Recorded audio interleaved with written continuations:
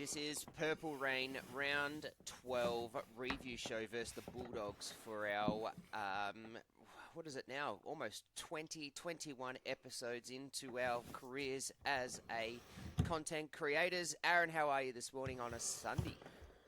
I'm good, mate. Had a couple of days to wind down after that loss. The second half there had me frustrated. I couldn't sleep after it.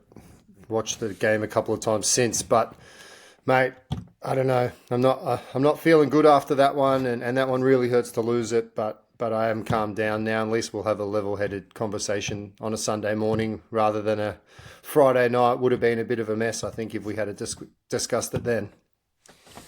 I think even Saturday morning probably would have got us too, but we live, we learn, and we continue on and we push on. We're always here for our community and to review these shows. I just wanted to start with Freedom Finance, just a shout out to our sponsor. This podcast and some content is proudly brought to you by Con and his team from the Freedom Finance Group. Get into the bio and you will see the contact details. If you mention Purple Rain, you get a $500 cashback. And I'll be honest, Aaron, I did a bit of a ring around for my own house, and $500 cashback at the moment is unheard of. There is no cashback offers because rates are so high. So get onto him to help your finance needs. Aaron, after leading 18-6, we throw another double-digit lead and lose the game 30-20. I got something interesting for you. If we won all the games that we were leading at halftime by double digits, guess where we'd be? On the ladder. In the top four. A lot higher, yeah. Yeah, we've blown a few leads, that's for sure. And Bellamy in the press conference was asked about it and asked if he had an answer, and he just said he doesn't have an answer. He did throw out a few options of possibilities, but I mean, he's stumped as well. How can you produce one half like that and then so quickly turn it around and just change everything that's working and go to water? And it's concerning. It's been concerning. I thought we're on the back end of it, but obviously we're not. It is very concerning. So when I saw this stat, shout out to Random Stats Guy, I was having a bit of a look at this myself around the halftime leads, and then he had already popped it up. But when I saw this, and as I was looking, and then I saw that we were in top four, we'd be top four, I was just dumbfounded, like absolutely dumbfounded, because the thing is, that type of stat shows that there is limited evaluation. There are limited accountability, and there's limited learning. And to continue to keep losing in a second half in a game where you are up by double digits, where you're not up by double digits because you weren't, playing poorly. You're up because you were playing really well. I think the lack of learning and the experience of the lack of that learning is really concerning. Look, I don't want to make an excuse for it, not at all, because it's happened again. But this particular week, we were missing a lot of leaders, and usually it's those leaders that are asked to bring a situation like this under control. And years gone by, we've had people like Billy Slater, Cooper Cronk and Cameron Smith who demanded that when you're in front, we put a side away and we'd just grind out wins, and we wouldn't play flashy, and we'd get it done. And for so long, that's just been the Storm way of just getting to the lead at half time. And the stats would show from, I'd say, mate, 2014, even before, 2010, all the way through to 2020, that every time we're in a lead, teams don't come back. It's as simple as that. And that's because we had leaders that set good examples, and we had players that played a certain way after getting up. And we've gone away from that for whatever reason. And I don't know how we fix it. Look, it's not like it's a simple answer. And it's, can you change the players? But like, if you look at half the game I thought was reasonable. I thought we did a really good job making the doggies look poor. And then 5 minutes before half time, we start to miss tackles, and then 5 minutes into the second half, there's a stat there from the 35 minute of the first half to the 5th minute of the second half. Storm missed 15 tackles in that period. Now, if that doesn't flatten the feel around the group that you've missed 15 tackles in 10 minutes of footy. I don't know, like, is that attitude or is that just complacency or is it just full blown? We've got a problem with this halftime lead thing and it's in our heads and we every week it's the same shit. I think you nailed it. It is. It's the same shit that we do. And look, I don't buy into that whole we were missing players and things like that. Like, we have one of the best coaches that's ever coached the game, who, with a whole lot of players that have been in the system for a long time. We still have a Dally M winner half in Hughes. We still had your Stefanos, your Kings. Like, we still had Warbrick on the edge. We still had a meat. Like, we still had so much talent. We still that had been in our system. And the fact is that those people would have all, and even the young fellas that played, would have all been in the tape room, watching the tape from previous games in those experiences and seeing what was going wrong and why in those games in second halves, to be able to be well aware that this is a problem that it could come up. And I just get blown away that in this day and age, with the resources and the technology that these guys have, that we are getting in our own heads and losing games like that. Now, full credit to the Bulldogs. In that second half, they absolutely powered us. And to be honest, the three guys in the first half absolutely powered us, but yet we were able to stand up. But in the second half, we were literally just little babies on the field, and we just got rolled over. And those three guys that I'm talking about is Carraz, Cherry, and Burton. It looked to me like in the first half there was a clear plan from the Dogs to get after Keegs, and they, like, Tilly, Leo Thompson, and even Carraz, they were just sending everything down towards Keegs, and they were hoping that his defense would fail. And I mean, he held his gloves up and really defended well on that edge. And then it, like, somewhere maybe the start of the second half, or I mean, they got a little bit of luck down there at the end of the first half, and they had a little bit of a win down there. And I think they've gone in at half time and they've thought they're going to change their tactic there at half time and really start attacking the Meaney edge, because Meaney missed one-on-one with Cherry just before half time, and I really think they felt like there was an opportunity there. And then in the second half, everything flipped. They head down that edge with Meaney, and the defense on that edge, from people like Lasardi as well. I mean, just a few really bad misses and bad reads on that edge. So they took us to town, and credit where credit's due. I thought Carraz had a great game. We knew he would. We talked about him, how dangerous he is. Burton played probably his best game of the year, and they stole the win from a team that really needed it. That was a win we had to win. It wasn't like if we dropped that one, you put ourselves in a really serious position now. So it's devastating. Devastating, absolutely. So let's talk about those guys and start to unpack this. So, as we said, I think you're going to get the gist of what this podcast is generally going to roll around is that second half. So we were just woeful in the second half. We had 86% completion rate at halftime and finished the game with a 71% completion rate. So not only was our defense poor, our attack was just as bad. We just could not break the line. Now, I get it and understand that the Bulldogs were just dominant with their line breaks and dominant with it, with the way that they played in attack. But 8 line breaks to 2 line breaks is just not good enough. We couldn't break a tackle. We had they had 61. We had 61.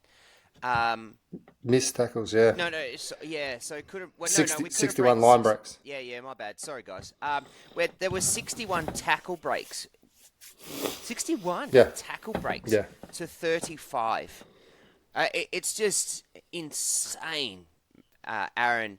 And it was just, and it was literally a tale of two halves, as we said.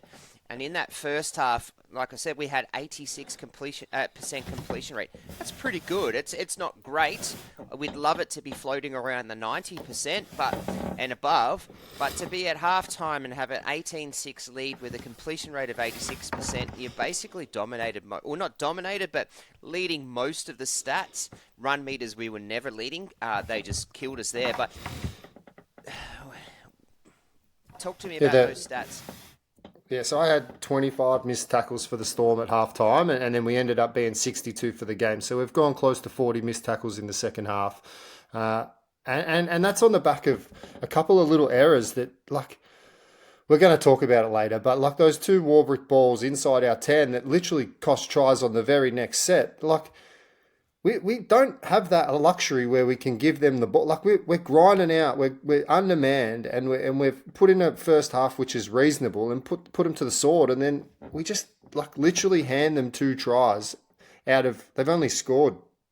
Oh, they end up scoring 5, but like forget the last one. We'll talk about that too. So they score 4 tries that actually count in my book. The last one's a bit of junk time, but it's like. Warbrick's literally gifted him 2 tries. 2 horrible takes. They're both on his chest. There's no excuse to drop them. They pick him up and they score in the corners. It's a problem that people have been talking about. Warbrick's errors in his game. It's something that a lot of people have talked about, and I've always given him the benefit of the doubt. And I definitely think he's our best option at the moment. But when it's costing 12 points and 12 costly points, like we win that game if those 2 errors don't happen. It needs to be discussed, and we will today. I'm very concerned that their all run meters was 2,088 to our 1,530, Aaron, but 647 of those meters were post-contact meters. That goes hand in hand with 61 missed tackles, doesn't it? And that to me, that's confusing, because not only is it 61 missed tackles, it was something like 33 or 33 or 34 now. The stats have changed. Ineffective tackles. So it was 61 missed tackles into 34 ineffective tackles. I know, a lot of people, I'm not trying to bang on about Trent here, but Trent in the middle there won't miss that many tackles. I mean, and Harry will be there next to him. So usually you'd have those 2 in the middle that will control the middle and control the ruck speed. It's their job, and they do it for us all the time. Like it's their bread and butter. And we were on the back end of a 3.18 second play of the ball this round, which is actually the 3rd lowest for the whole year in the NRL. So like in the wet, to get a 3.18 second tackle average play of the ball it's a little bit strange that the game's that fast considering the conditions that they're playing. But usually, like Harry's missed 36 tackles for the year. On the flip side, Trent Tolau missed 11 for the game. So like, I mean that's noticeably a big difference there, where we're missing tackles in the middle, which culminates in this quicker play of the ball, which gets the Dogs playing downhill. And then you've got someone like Clarkey who comes on, and then we use him for 30 minutes. I think he played 30 minutes. 10, 20 in the first. He started at lock, and then we've put Alec in there through the middle stint, whatever. And Alec didn't do like a whole lot, and he didn't like do much damage. But like we've also then only used Clarkey for 30 minutes, but we've chosen to play Kingy for the whole 80. Like I just think we really needed to try and slow them down, and it was clear that they were playing fast, and the ref was going to allow them to play fast. So I don't understand why we didn't make changes, or we just left Kingy in there when he was clearly gassed, and like, I don't want to bag Kingy, but he did look a bit rusty at patches of that game. That he did, and the Cooper Clark one. Now, that's definitely something that the community is pissed about. The fact that he played the first 20 and then the last 10, and people were wondering what is going on. Is he injured or whatever? But if it came out that there was a part of the news that said that he was... There was a part of me that said that if this was a 30-minute stint because Clark is young and his body's a bit sore and a bit tired or whatever, and so we only gave him that 30 minutes, then don't play him. Like, if you're trying to rest him, but you only want to give him a few minutes, then don't play him at all. Like, he's not getting anything out of it, and it actually hurt the team, the fact that we didn't play him, and then the role and effect of that was, like you said, Josh King, who doesn't play 80 minutes, becomes 80-minute players, and I don't like that at all, and then. It then affects everything, right? So not only that, we only had 1,454 meters to their over 2,000 meters, so we got belted by 600 meters. Now that can coincides with the fact that Carraz had 297 meters, Bronson Cherry had 239, Tuala 151, Burton 252. Like it makes sense. I think they had 5 players. 1, 2, 3, 4 players get over 200 meters, man. That's just bonkers. And then not only that, the missed tackles and things are amplified when you allow Carraz to offload 8 times. They had 18 offloads to our 3. Now, the missed tackles and ineffective tackles become massive when you're allowing that to happen. And the thing is, it was so obvious they were going to offload. Just get some. They did it in the first set. Behind. The very first set of the game. Yep, it was. They threw an offload in the first set. Yeah. Yeah, it was literally just, and our inability to tackle them, to stop them from rolling around and being able. A lot of the offloads were just simple, like I've got my back to the defender, and I'm just going to pass it to somebody. Like it was just mind blowing. Yeah, so I had 7-1 offloads in the first half, and like the damage wasn't done on the board there, but the point was clear. The Dogs were prepared to throw the ball. They needed to do something to turn their season around, and we really we really seemed to hold our own and at least shut down those second phase plays in the first half.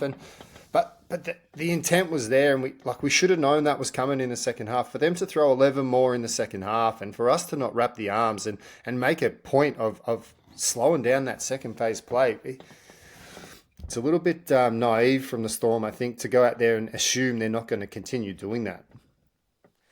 And in the second half, it was just those offloads absolutely killed us. On the top of the areas that we had, the offloads just dominated. They were able to break lines. Every time you saw an offload, it was almost like they were able to line break off it.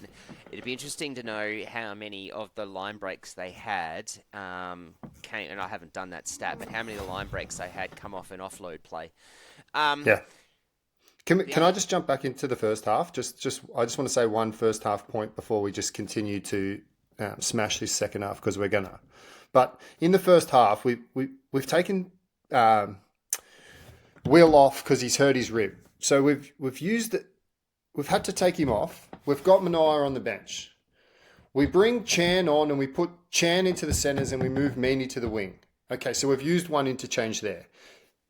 Then basically the idea is that's a rib cartilage, and Storm know that. They're going to needle him, they're going to bring him back, but they've still used that interchange. Then we cop an injury to Blore later in the game, and we're forced, because we've now made 4 interchanges in the first half, we've used Macca came off and Clarkey came off and Macca came on, that's one interchange. Chan came on and Warbrick came off, that's the second interchange. Satrick came on and Tolau came off, that's the third interchange. And Mawali came on and Steph came off. So we're now pigeonholed to those 4 players, and we don't have an outside back on the bench.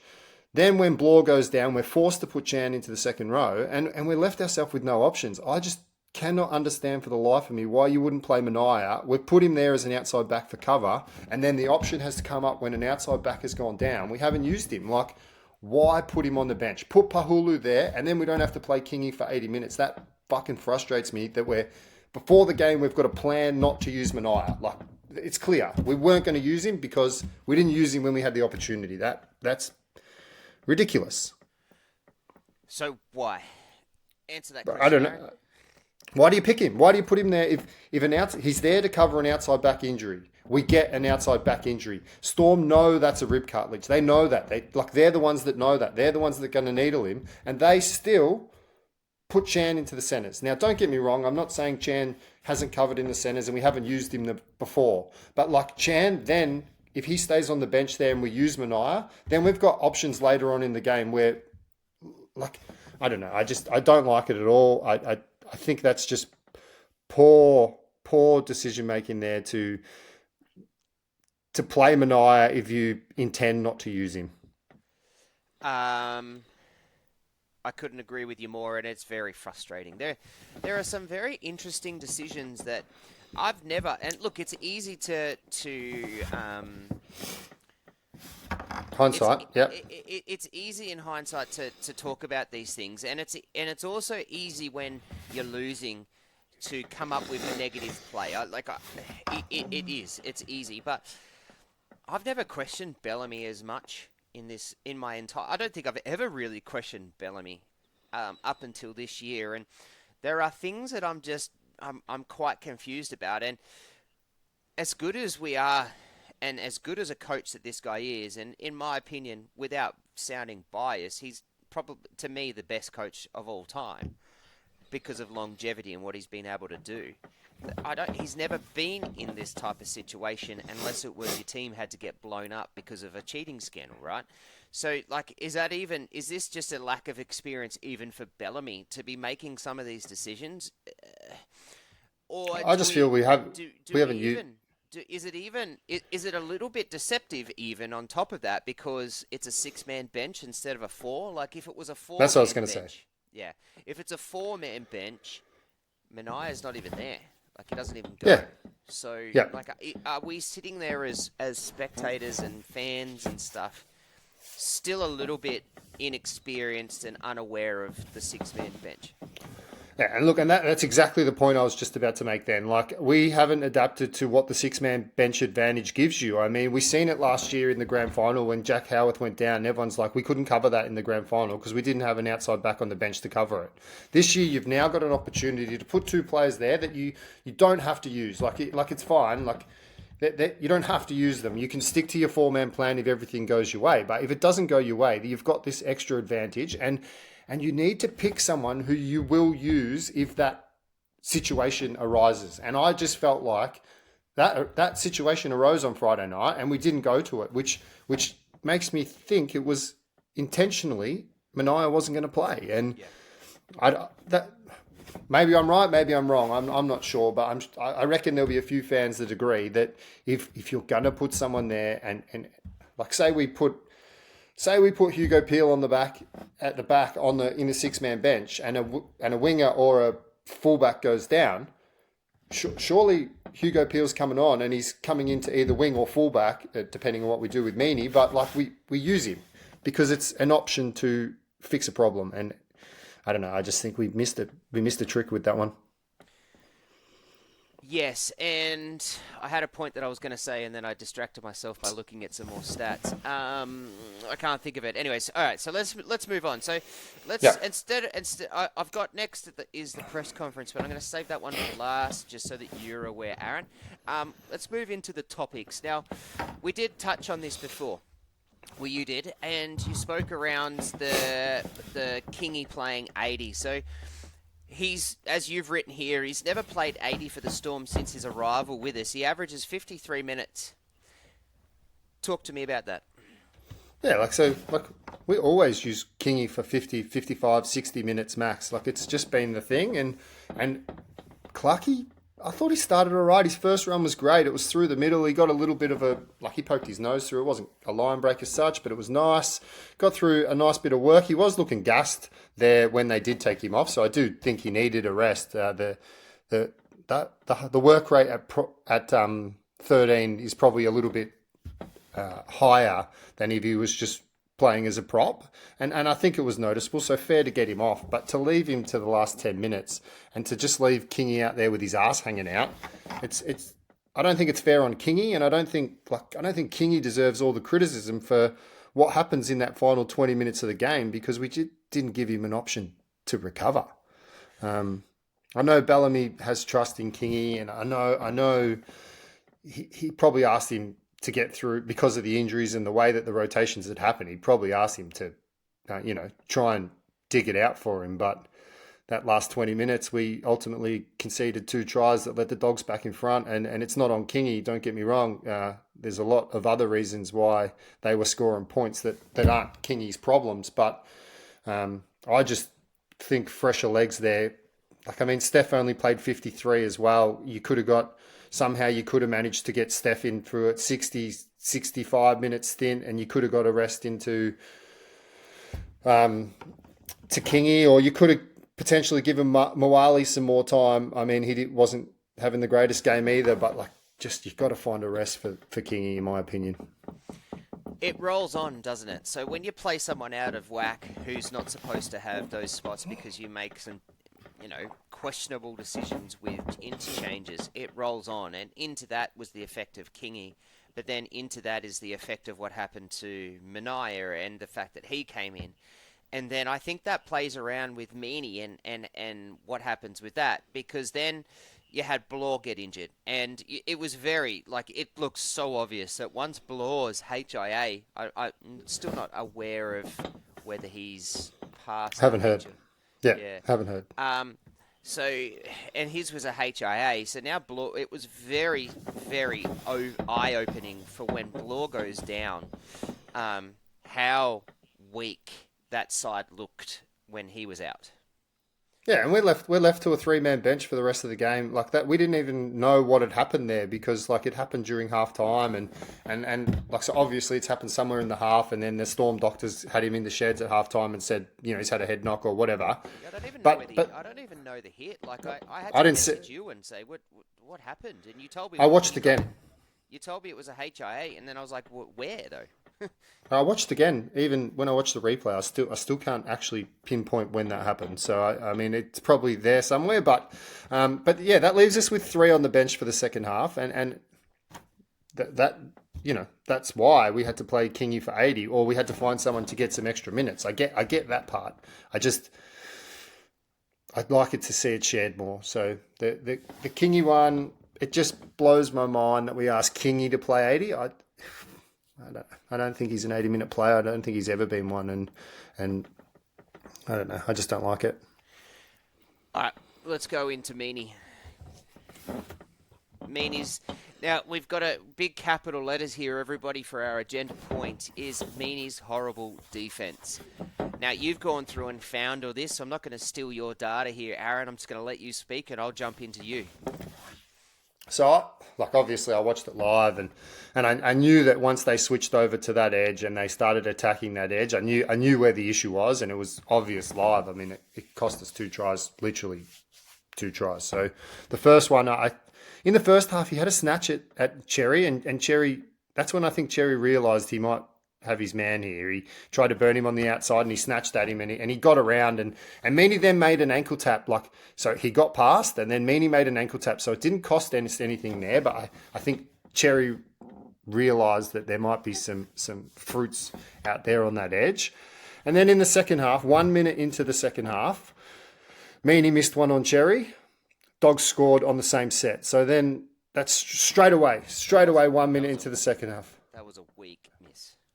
And if you want to get your little demons in your head coming out thinking about how we're going to go in second halves, that's a fucking good way to do it. Miss a tackle straight up and then score in the first minute. And suddenly the Dogs have been looking for something to give them some confidence. And that's the thing that they wanted. I mean, obviously the hit just before halftime that the newbie, Jack, whatever his name is, mate, that hit that he hit on Alec when he dropped the ball, that was epic. And I mean, Alec fumbled the ball to put himself in that position, but I mean, regathered and then got slammed. That was a bit of a little bit of energy for him into the sheds, and then out of the sheds, Meany's missed tackle on Cherry and they score. So then 16 minutes into the second half, Meany misses again on Cherry. He puts Burton through the line, and then Burton's missed by Mawali. Rinakama scores in the corner, and now we're talking like it's 2-point ball game, and twice they've scored on Meany missed tackles. Ultimately, they're not. The try isn't scored on the Meany missed tackle, but that's what leads up to the try. And then I put the last one there is when Burton ran at Meaney and he just showed him the ball on the outside, and Meaney, he's been found out twice already, and he just follows the ball. He just looks out to the like Burton had him on a string. He looks out and then just runs straight through the inside on him, and mate, they run down the field, and then fucking Max King puts up a fucking kick, and like, okay, we're offside, and like that's fine, but like then the pressure builds, and they score again. You know, like it's three moments there where ultimately Meaney's defense is being questioned, and it's points on all three of them. So I don't think I'm wrong saying his defense is always somewhat questionable, but in this particular game, his defense was game costing. And people are calling for him to be dropped because of it. I'm not 100% on this view of Meaney's not bought into our system. I'm getting closer and closer to a 50-50. Like the checked out chat kind of thing. There's a lot of people saying he's checked out and we should we should leave him out and blah blah blah. And like fair enough. It's like that makes that decision, does it? Like helps that thought. Hey. It's easy. It's easy to say that that's the reason why. Yeah. If you look back over time, you see that this is not a normal. Like it's not a one-off occurrence. We've seen him miss tackles before, and we've seen his defense be questioned. So, but this particular game, it was worse than just one missed tackle or one moment. Yeah, agreed. He was poor. He was really poor. Next was Warbrick. Now you wanted to talk. So you've basically been able to analyse their tries, and put the view on Meaney or somewhere where Meaney doesn't help that situation. Let's talk about Warbrick and how he didn't help the situation. So the first half, I've got that one as Tuala's first half try when we're up 12-0, I think at that stage. It was the first tackle. We've thrown it back inside our in goal, who Warbrick's coming off the back fence to take the first tackle of the set. He runs out and Harry Hayes hits the ball, and like, I mean, it's a good shot. He hits the ball, but mate, tell me you don't have two hands on the ball when you're inside our 5 meter line, coming off your line. Like, he's just strolling out, hoping that Hayes doesn't hit the ball, and Hayes hits it, and it spills out. They score Moses Leo. Yeah, so basically what happens is it comes out, they throw it to the right, Moses Leo rush out off his wing. I mean, he's only following Howarth, who was already rushing off his wing as well, but it leaves the sideline open, and they score in the corner. Now that's directly off a unforced error inside our 10. So that's the first one, and I mean, that's 12-6 then, and it doesn't change the game a whole lot. We still have a lot of momentum there, and we still look good. And then you get into the second half, and now, you know, it's 20-all. It's 20-all. We've just given away that penalty for being offside. They've kicked the 2 points, and we've just leveled up. And then, okay, the ball comes back to us, and first tackle, same thing again. Warbrick drops it like inside the 10. It literally slow motion slips out of his hand. Bounces out. They pick it up. Yep. That's it. And then they throw it to the corner, and Rindakama scores in the corner. And it's just like there was nothing else had to be done to score from that. All Will Warbrick had to do was drop it. They had to pick it up, pass left, 2 simple passes, walk over in the corner. It was like direct effect from dropping that ball. And that now makes the game 24-20, and we've lost all momentum by that stage already. The previous 15 minutes has been garbage. We've just continually given the ball. They've struggled over 20 minutes to get back to even. They've finally got there through a penalty, and then the next set, Will Warbrick drops that ball and they score in the corner, and that killed us. That literally just ruined any chance of coming back. I thought once I seen that, I was like, heads are down. We're fucked here. So the thing is, again, it's this roll-on effect. If Warbrick comes in to make that run, which I'm okay with. We want him to. We want him to take that run. Yeah. The problem is that when he takes that run and does such a soft error, there's no one out on that right edge to defend. And And so therefore, and okay, the team should shift across, but the team's not sitting there banking on Warbrick to bloody do an error like that, you know. And the thing It's is, unexpected. it's 20 for the year now, as you've researched, and he's third in the competition. He's I'd love to see how many went to how many cost us tries of those 20. I mean, I know it's not going to be up near 20, obviously, but a fair few of those tries that he makes are coming off our back end. It's not like he makes them, on the attack, because he usually the last man with the ball. So if he makes it, inside our 20 when we're trying to score and he drops a ball or he has a handling error up that end of the field, it's not that bad. But when he makes them down inside our 20 on our own goal line or inside our own 10 twice in this game, it compounds the pressure that we're already putting on ourselves. It's just, those mistakes are coach killers. They are momentum. They take everything away. It makes you, it puts your head down. They're horrible. Yeah. And one of the talking points that we said in a TLT on Tuesday was we needed to stay in the grind, right? Bulldogs will cost the game themselves. And they tried to. They played really well, but they tried to. But when you give them poor missed tackles, when you give them ineffective tackles, when you don't run the ball hard enough, when you give piss poor errors, I think, what was it, 11 errors or something? I've lost the stats now, but 11 errors. We had 11 errors, and then you give them 5 ruck infringements. You're giving the 16 potential problems, right, to come back into the game, and it's exactly what they need. That's what Bulldogs want. They need the team to come against us. They need the team on oppose with the form that they've been in to give them the ball back and do those things to get their confidence up. And we've given them the confidence. Yeah, no, the game played into their hands. That's what they wanted. They needed some moments that gave them some energy, and they got it, and they ran with it. And as you said, mate, those 3 players, they killed us. I'm not here saying Carraz, Burton, and Cherry could have, we could have handled them. We hadn't.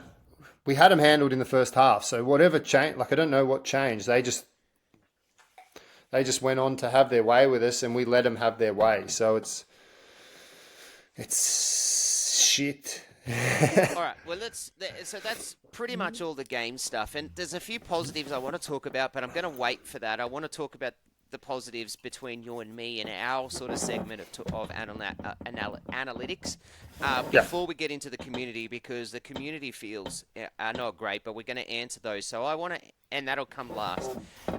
So I want to talk about one last negative before I go, because there is some actual positives that I do think are warranted.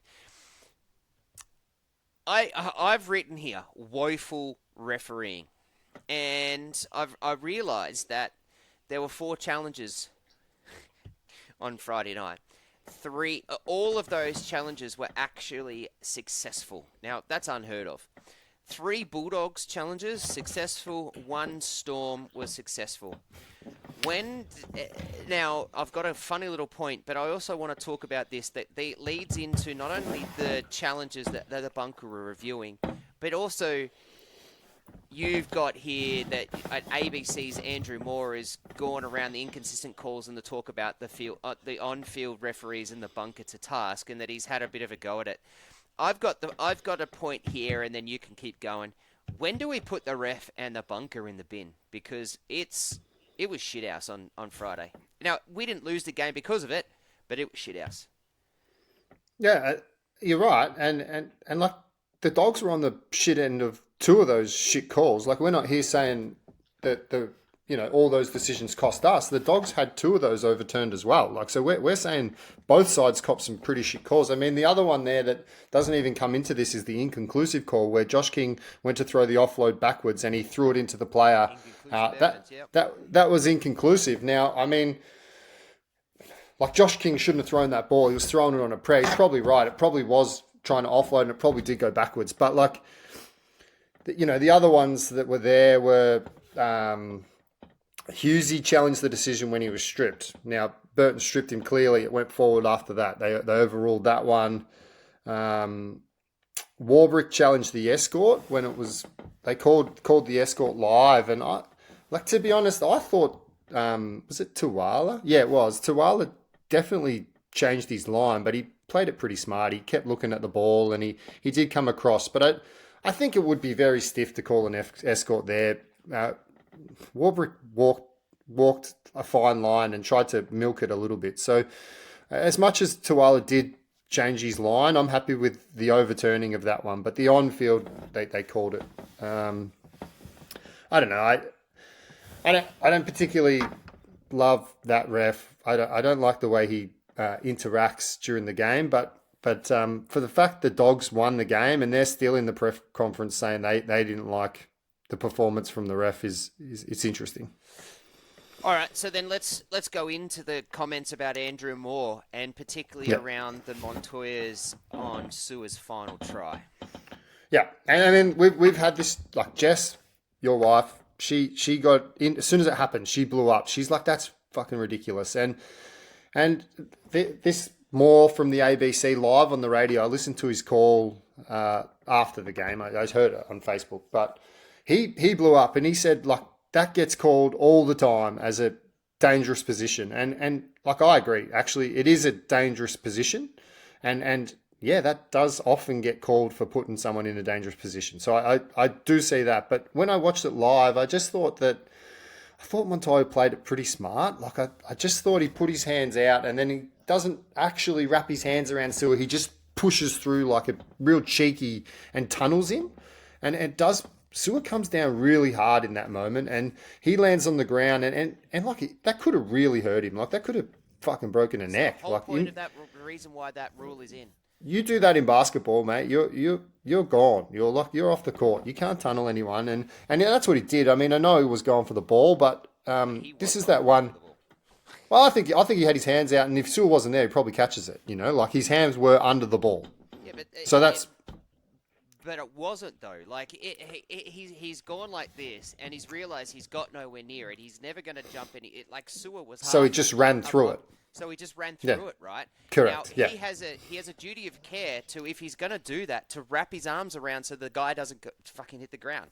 That's his duty. And then that should be the penalty, and that's why it's a contentious one, and that's why I agree. He chose to. I know I'm not going to catch it because Sua's above me, and I'm just going to run underneath him and put him in a dangerous position, which. Sua goes down, he hits the ground hard, and this is why I say this last try can fuck off, because they go back and Karaz just runs back straight where Sua's meant to be, but he's down on the ground, fucking can't breathe because he's winded. How's he meant to make a tackle there? Well, yeah, so you know, that's my take on that one, and I see what Montoya did. He played it very cheeky, but I think the ref or the someone needs to look at that and even if that's the rule and it's not the rule, I don't care. But like, if you put a player in that position where he's tunneled and he flips down and lands on his head, that's a dangerous position. And going forward, let's look at changing the rule there so you can't just run through and flip a player and make it look like you were going for the ball when clearly you just finished off your run and just tried to make him hit the deck. I would be okay if Montoya was running like this.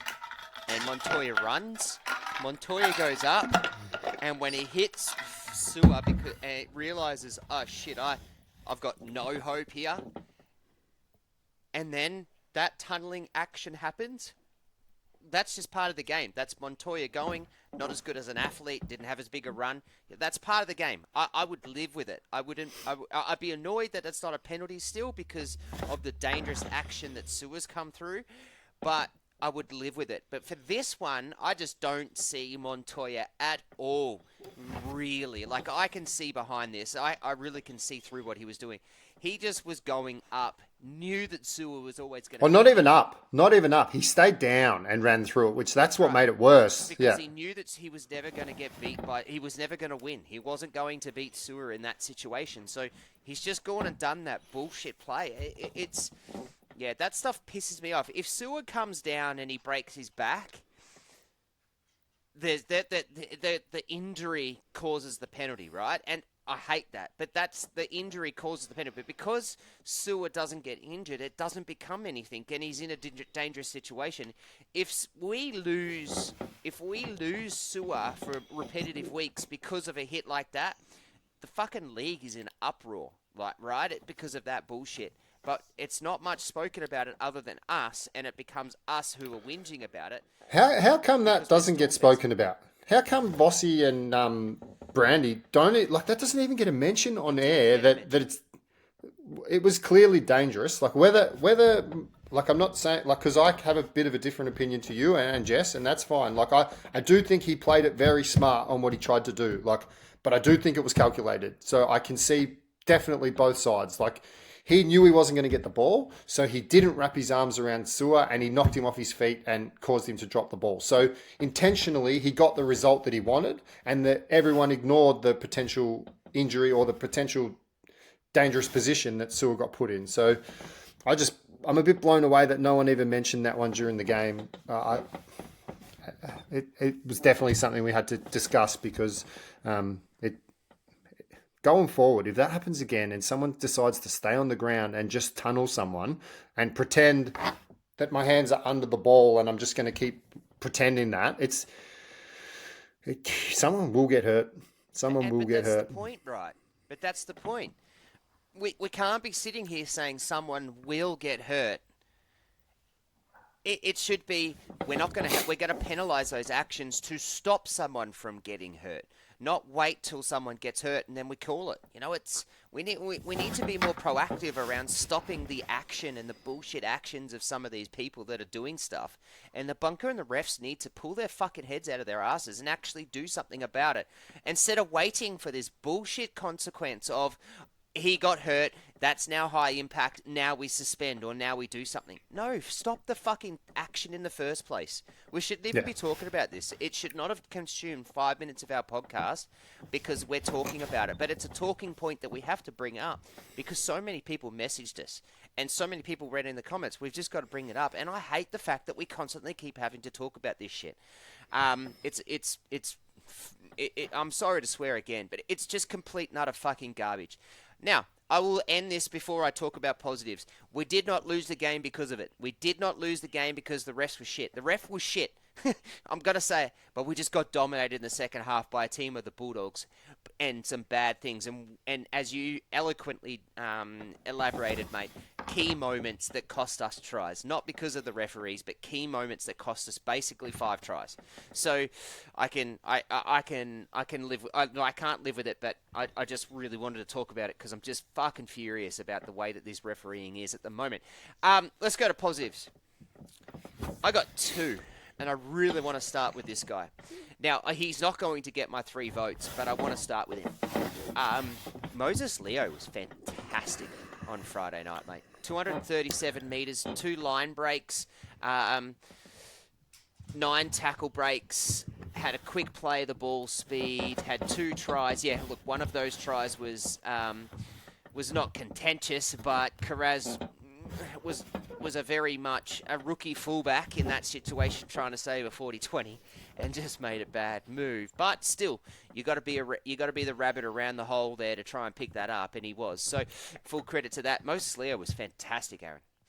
Yeah, I thought it was great. I mean, that first try, I took some notes there, and like it started with Warbrick, nice carry in the middle, got up the field, and then Stefano and Kingy, another good run, and by the time we'd got the ball out to Moses there on the wing, he had some work to do, you know. He had to beat Carraz, and I think he had to beat Montoya, and he was probably 10 metres out, and he had to get through both of those. Now, both of those are no slouches, and he just kept pushing and pushing and pushing, and he found the line there. So he's got some serious strength close to the line, and that was a solid try, and it got us off on a really good start. And then I think he had a few really good runs after that, and then that kick from Hughesy that ultimately Carraz had to save, and like just the 40-20, it was a perfect kick. But the fact that he's pushing up there on the wing, he's 10 metres in front of anyone else. Like it's not like he's luckily fell on that. He's worked hard to get to that position just in case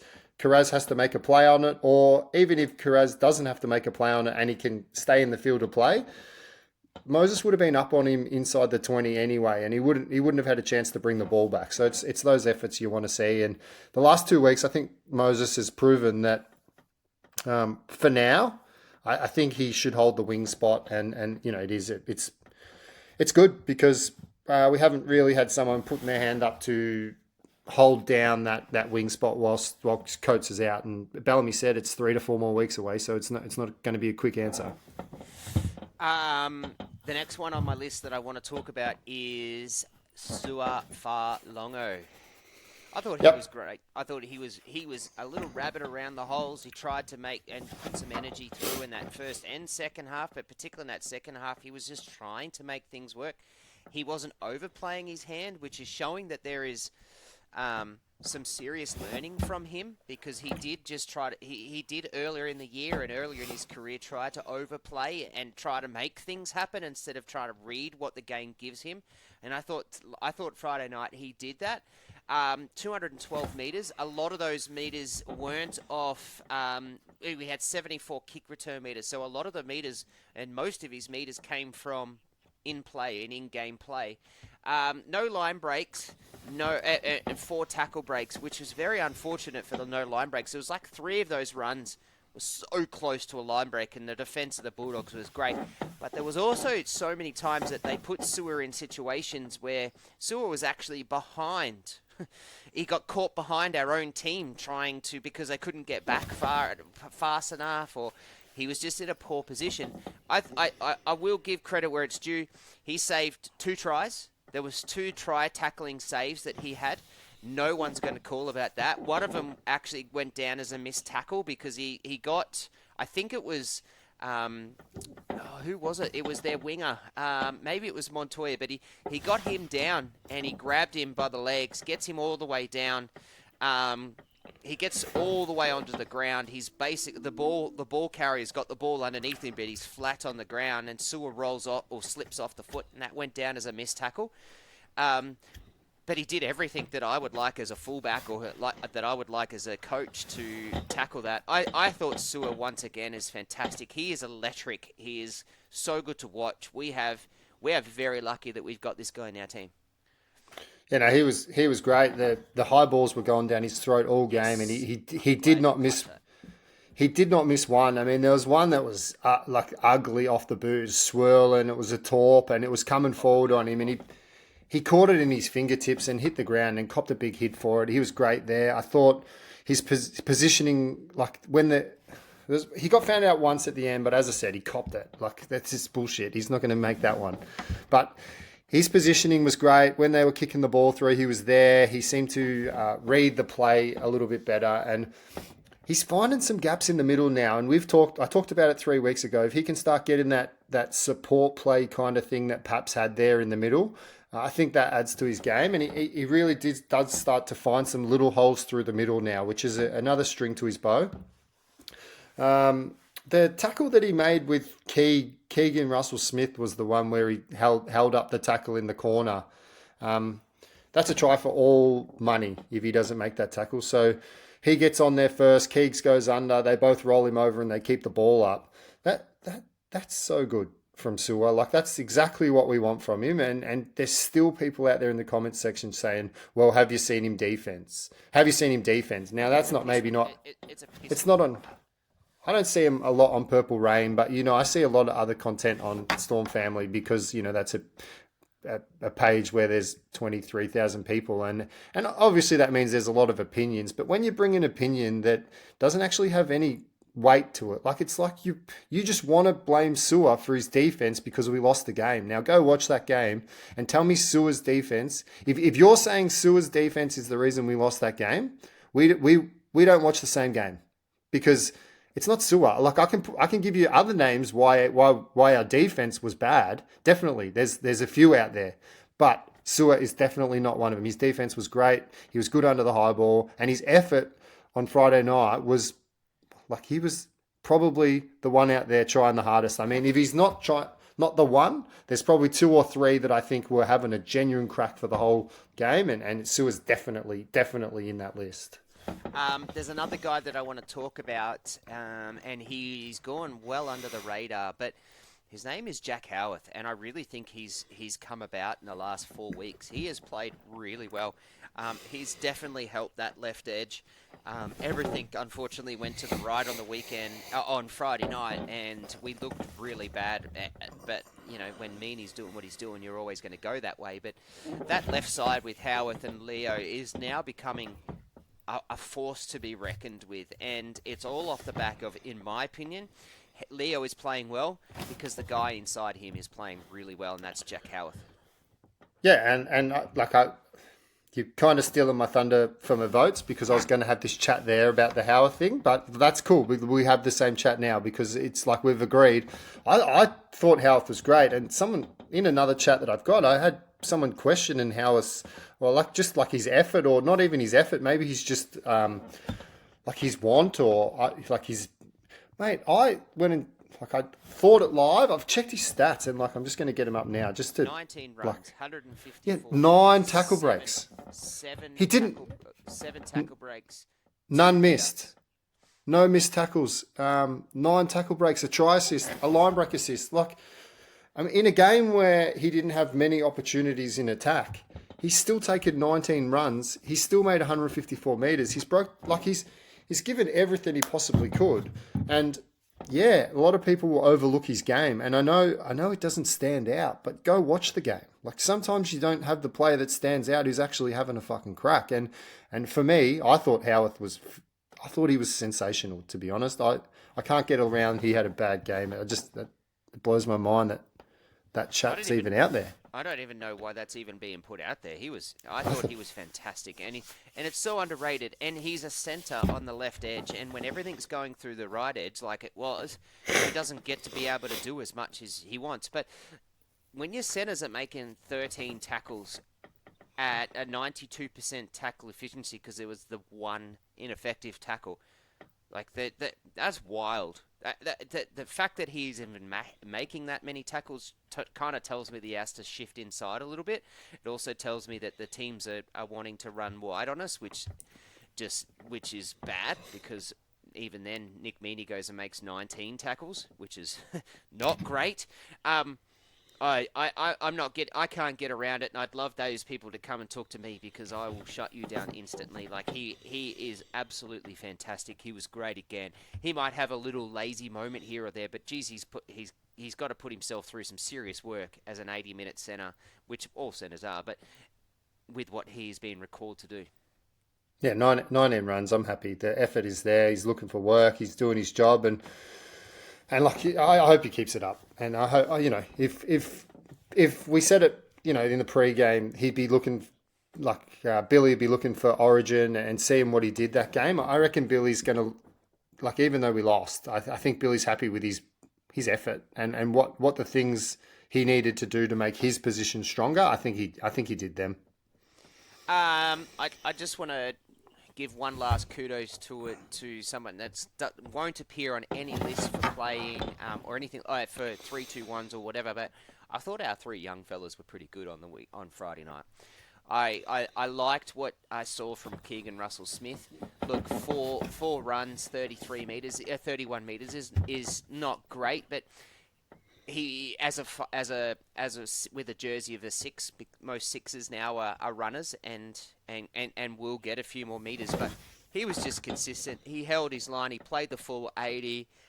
He tackled so well. He had 35 tackles for 5 missed tackles. I want to give kudos to him. I really liked Satrick, and I'm disappointed he only played the 25 minutes. When he was on, I thought he was really good. And one thing I liked about what I saw from Satrick was his ability to lead the team. He'd get in behind the dummy half. He'd get in and play that dummy half. He'd get the play of the ball. But before that, and while the guy was coming up, he's sitting there looking to the sides and telling you to run this way, go this way, get to here, do that. Whereas Talau didn't do that. I'll give Talau kudos because I thought he was okay, but he wasn't great. But he's come in a bad situation where where he's under the microscope because of the fill-in for Harry Grant. I thought it was okay, but I would like to have seen Satrick a bit more, but I just wanted to give those three boys a good positive kudos. Yeah, I thought Keegs defended well. As I said, they had to change tactics to get away from him. The original tactic was go through him, and they realised that wasn't going to work. So Keegs, credit there on the edge defensively and offensively. I'm sure he would have been asked not to do much. Like, he would have just been told to make sure you don't make any errors and make your tackles, and just if you got to get to a kick, get to one. I thought same with Satrick. I thought when he came on, he looked good. He looks like he's confident, and it looks like he can handle himself there against men. Unfortunately, when he came on, our run had all stopped, and he didn't get to play on the back of much downhill. Like, when he was there, we weren't giving him much chance to get out, and I think he wants to get out. Like, I think that's his go-to move, so that kind of hampered him a little bit there. I'd like to see him in a game where we're on the downhill and see what he's got. And Tolau, like, in attack, I thought he was great. I thought he did pick some good moments there to look good in attack, and you know, he played okay on that end, but ultimately, you know, if you miss 11 tackles in a game, people are going to question that. So there's a bit of a double-edged sword with Tolau for me. Yeah, but Satrick was awesome. And I wish we had more than 25 minutes off him. I really do. Yeah. And I think Tolau is more of the half, so I would have liked to see him in that position. But after what I saw from Keegs, I'm pretty happy just to have Keegs there. Although if Hughes plays the way he plays, again, maybe we do need to have Tolau there so we can get some run out of our halves, because I thought Hughes was, well, at half time, after what you had said at half time, at second half, he was poor. He had some real good moments in the first half when I first texted you. I mean, he put Kingy through with a nice ball, and he'd made the 40-20, and he's had a real, like, I'm pretty sure in the first half when I checked the stats, we'd had like 900 plus meters. Now, that to finish with 1,400 and have 900 of them in the first half just goes to show that, you know, we're a team that needs to go forward. If we don't go forward, everything else falls to shit. And it's simple to say. Like, we can sit here. Teams in the competition that can win games off not being able to go forward, to be fair. But for us, it's 550. It's vital, isn't it? 550 metres in the second half, no possession, spent all of our time in the back end. Our kicking game gets under pressure, and then suddenly we're all gassed and we're all making shit decisions. We bomb two fucking simple tries, and that gives the Dogs the game, and everyone's here, and we're in the same boat as we were 5 weeks ago, where we just don't have answers for poor mistakes. Let's get into the community feels and some of the... oh, no, actually, my bad. Let's do the 3-2-1s, and then we'll do the community feels. 3-2-1. Sewer, 3 votes, tried hard all game, played really good. I thought he was great. Without scoring, without being that electric Sewer, I think he was solid. I think he was done his job. I think he defended well. I think he made good decisions, and I can't, I have to give Sewer the 3. 2, I'm going to give to Moses. Again, another good game on the wing. We talked about it before. He holds his spot there now, and just, if anything, I just want to see him keep working on that defense and keep minimise those errors, because that's the side of his game that will cost him.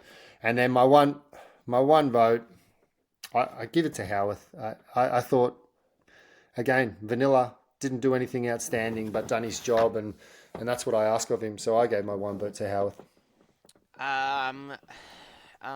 Well, this is a boring segment because, to be completely honest, I'm exactly the same. No, we did not talk about this beforehand. No, we never do. That's a boring segment for everybody. And community-wise, they have said their 3 votes goes to Leo, their 2 votes goes to Sewer, and their 3 votes goes to the empty blank space. Makes sense. We put 5 instead of 6, but to be fair, the next one there's 3 love hearts, which is the empty space, but then there's There's 2 on Howarth. So the community actually says exactly the same thing, which is... Yeah, we'll put that on Howarth. We'll give it to Howarth. We only put the blank space up there because we were so frustrated after the game on Friday night. We couldn't put a sixth person in that spot without talking about the negatives to their game. Like, it was like whoever we put there, if they've had a good game, some of those negatives outweighed the positives, and we didn't want to put them there because, like, it's the negatives that cost us the game. To me, there wasn't 6 people that deserved to be put into a conversation for that because of that second half. Now, take it at the first half, and there was definitely, but second half, nah. We've got some questions, so I'm going to get these up. So Nathan Thompson has written a really big post. I'd highly recommend you get on there. He's written it onto the podcast incoming. It's fine, totally fine. Post that was put up today, but he's written a lot. Go and read it. But the end, he's written the question, and it's: do you think at any point this year, when we officially can't make the finals, that Bellamy just makes mass droppings and gets more young fellas in? I doubt he will, but I'd love to see it. I think as the situation gets more grim, and as we put ourselves further into a hole, I do think we'll see different changes. Yes, I do. But I think Bellamy is never one to fall on his sword. He's not just going to say the season's over and we're not going to try and... So if we've got players that are going to be needed next year and we need to learn learnings through these losses, I think it's important that these players that we are going to expect to be better next year learn the learnings from the losses. So I don't think it's mass changes. I don't think we just put a whole new side in, especially if that side's not part of the future. Because, like, although you're going to get some minutes into these younger players, and that's great, like, it will be handy in the future. Like, if we plan to play Lasardi on an edge next year, Lasardi should be playing on an edge this year. Whether we're winning or losing, we should be trying to get those reps up. If we're planning to have Munster in the halves next year, Munster needs to be playing there. I don't think changing Munster out or doing that's going to change it. Like, some of the bench players that we've got now, yes, definitely. I think with Macca, I think you could be changing Kingy in and out. I think... you could potentially be changing Mawali in and out, and you could be changing there. I think Meany, you could be looking at changing in and out now, especially after that horrible game. Yep, definitely. I'm happy to look at some other options. Maybe Jennings comes up from the twos. Just give someone else a go. But I think if you're a required piece for 2027, you need to learn these learnings as much as they hurt, that you need to be there to feel the hurt so that you understand what you need to do better. Can I be the opposite? Yeah, of course. Are you sure? Yeah. Sure? I'm the complete opposite. I actually think when it gets to the point, like the guys like Harry Grant, the guys like Munster, those types, they're going to be there in 2027 because they're best players in their position. But we just, if we're not going to make finals, why are we risking them and long-term injuries? Like, we've seen how easy it is to get an injury and be out for a year. Like, I just wouldn't be risking that. If we can't mathematically make... So I would just be looking at if there's a slight chance, then we still play. All right, mathematically, if we can make the finals, these boys play. But if come the end of Origin period and, you know, or get close to round 20 odd, and the last 6, 7 games that we have, there's a bye in there somewhere. There's actually 2. We've got one in 15, one in 18, and then somewhere in the 20s. But if we mathematically cannot make the finals, I think we do. I would like to see mass droppings, well, not droppings, but mass switches, and just let these boys have an extra long preseason, because there are 2 things here. One, it's they're going to go and play for Australia as well. Now, this won't happen, but there's international series and all sorts of things, and so they're obviously going to go and play in the international series. Which again is more games, and they're gonna, potentially have injuries and stuff like that then. But yeah, for me, I would be just taking every bit of risk off some of these guys and getting them out. Now, Lasardi, yep, keep him playing. He's a young guy. Cooper Clark, keep him playing.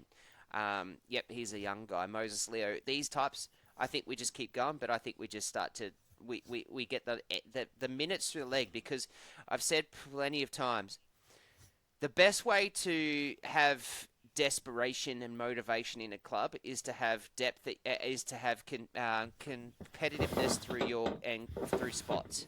And if you don't have competitiveness through spots, then players get complacent. Know that, oh look, I'm not feeling 100%, so I'm not going to put the 100% in this. Whereas if they feel like, if I don't put in and I don't play well, Mars is on the line. And I want that feeling in a club. That's how I want to run my club.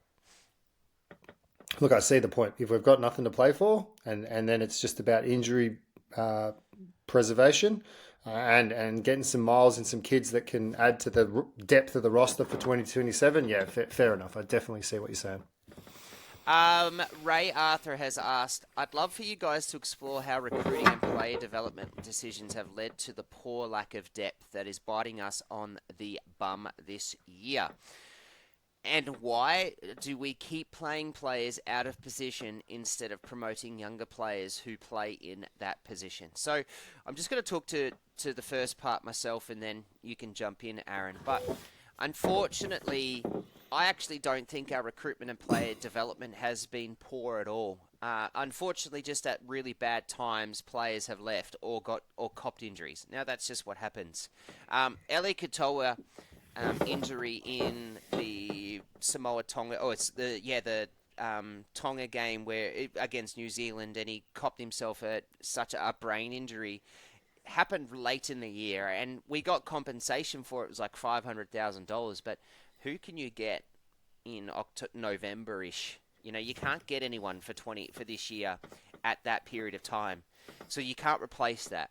Perhaps retiring was at an awkward time, but we replaced him with Sewer, and I love that. Nas leaving, retiring as such at the end of the year he was pretty much pushed out. So that's I'm not into that sort of thing. Like Tui's injury is again, it's a stroke. It's out of the game. It's it is what it is.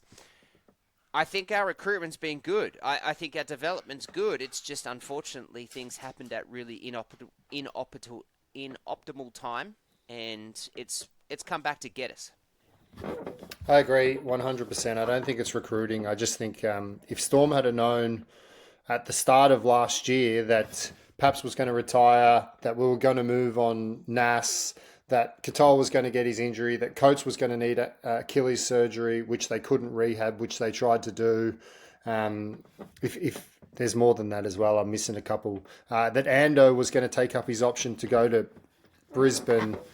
If we knew that, I'm sure we would have gone into the market differently. I just think the inopportunistic time that you talk about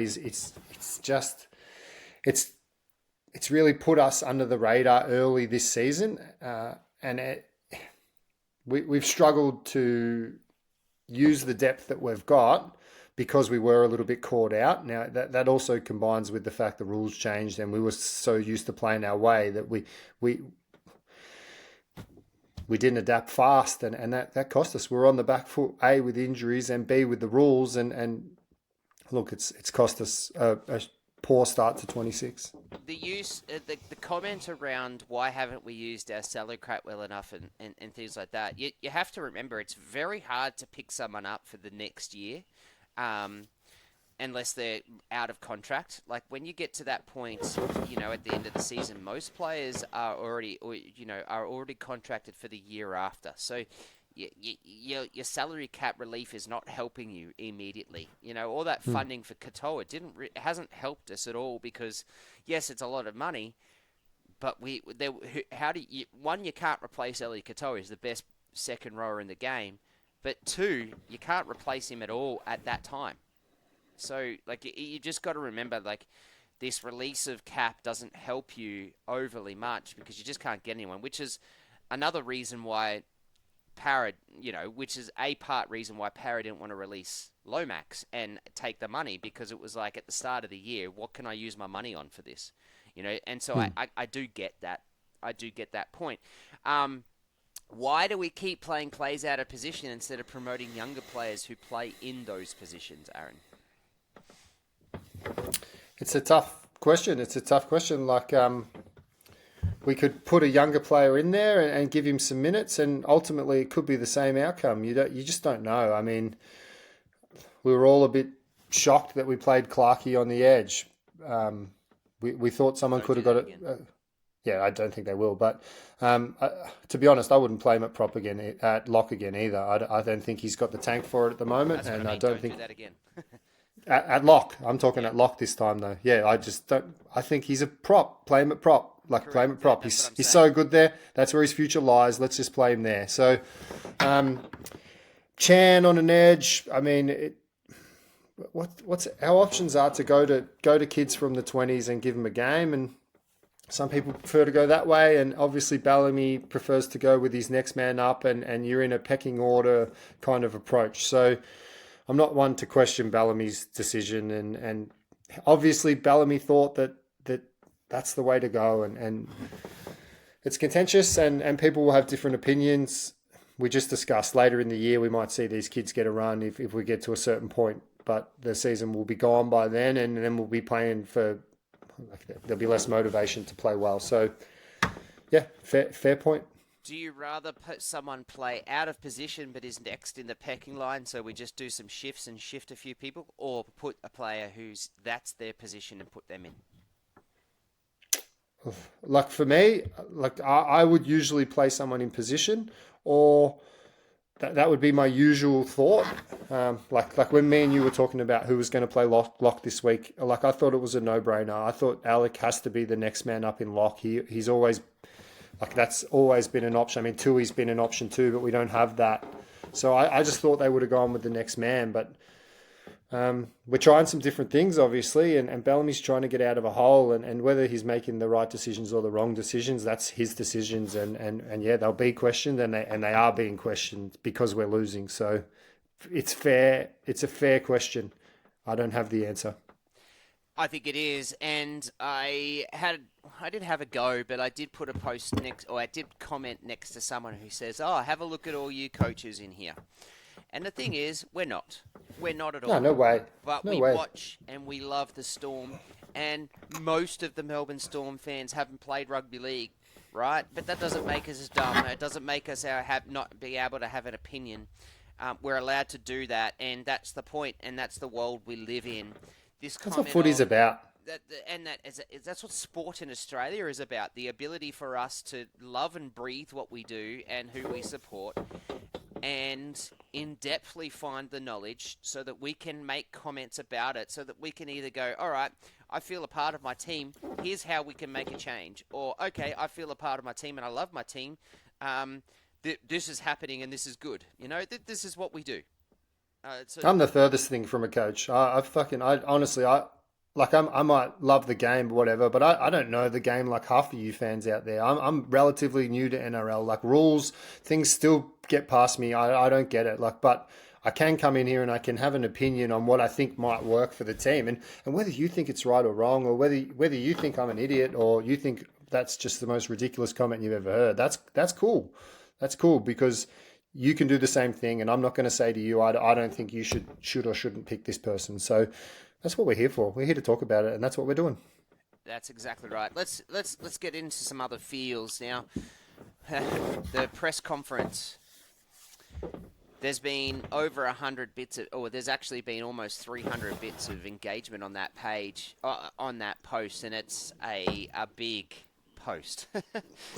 We're going to try and do it in a couple of minutes, and then we're going to head off. But there were some very interesting things. So, some comments from Bellamy, who's normally pretty good. I actually enjoy Bellamy generally in the press conference, and there was a few comments. So he said, "We're not getting run down. We're getting steamrolled in the second half." He goes, "Our preparation's been good." He said. He then said, "We've had 2 6-day turnarounds with a bit of travel. Now, that hasn't helped at all. But if we can do it for 40 minutes, we should be able to do it for 80. What's your thoughts, Aaron?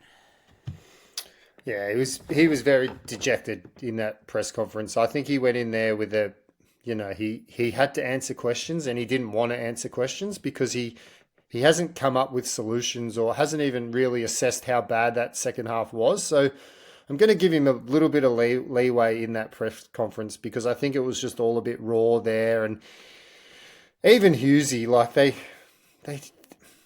just didn't have the answers for the questions, and sometimes that it puts you in an awkward, uncomfortable position, and you say things in a way which you usually wouldn't. So I don't know. I found that press conference to be just a very lack no, like they didn't.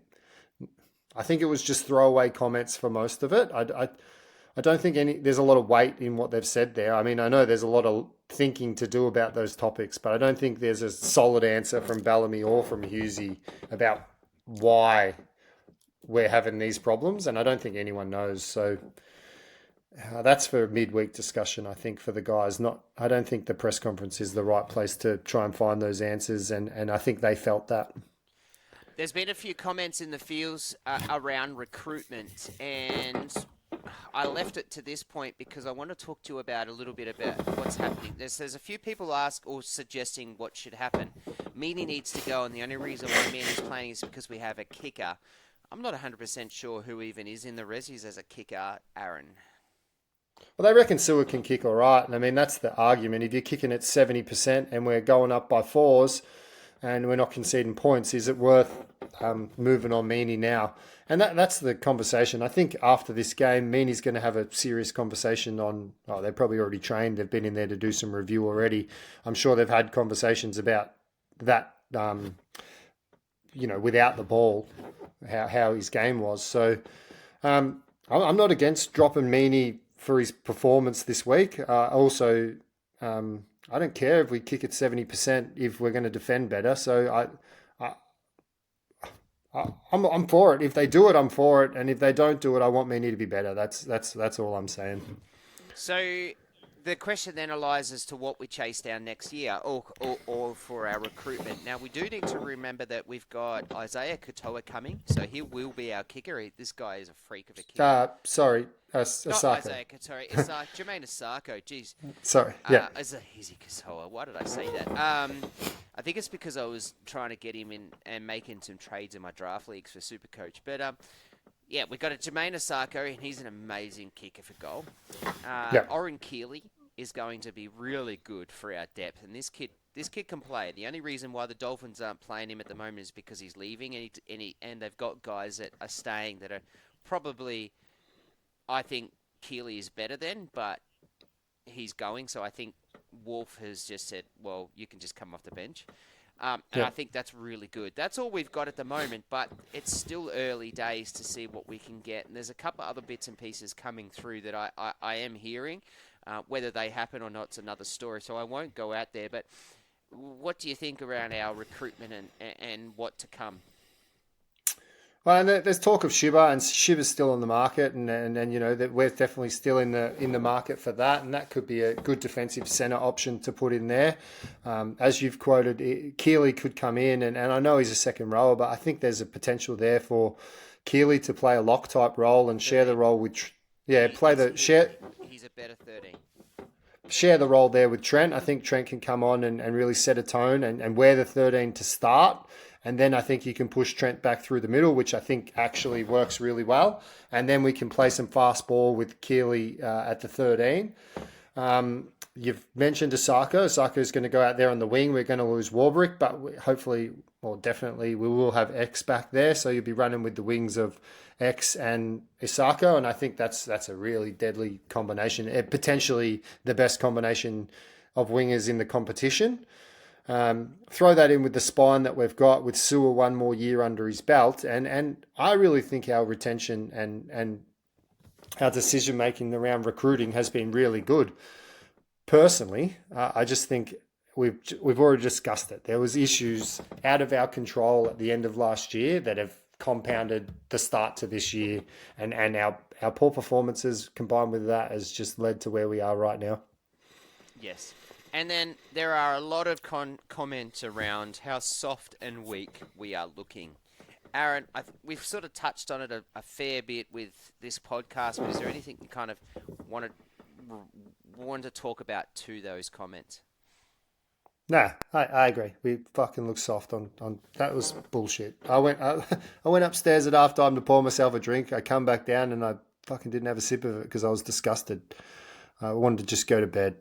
After the game, I just sat on Facebook just reading everyone's comments about how shit the second half was, and I'm like, usually I try and find positives, and I'm like, oh, this, and that. But like, I read the comments, and I'm like, yep, yep, yep, yep, shit, like all shit. And I don't want to have that conversation after games. I don't like. I just want effort. And the second half, we just Bellamy said we. What did he say? He said we lied down on our backs, and I can't remember the words he used, but whatever he said, we went belly up and just, I don't know, I can't remember, but he's right. We just let them have it, let them have their way with us, and it was it's ugly. It was. That's the end of us and our review show for round 12. Stay tuned for our TLT game preview show on Tuesday afternoon. Tuesday night. Sorry. As always, go and give Con a call for your finances. Give us a like, a share, a follow, comment. Keep doing all of those things. It's just all wonderful ways to build our community and do what we do. And keep those people who like to get into our comments from other teams and just say some stupid shit because you're an asshole instead of trying to be a nice guy. And celebrating when a team is down for the first time in your life just makes you sound pathetic and you are a loser. I'm going to end it on that, Aaron. I'm just going to end it on that. Yeah. Thank you, Purple Rain. We love you as always. See See you yous. Tuesday.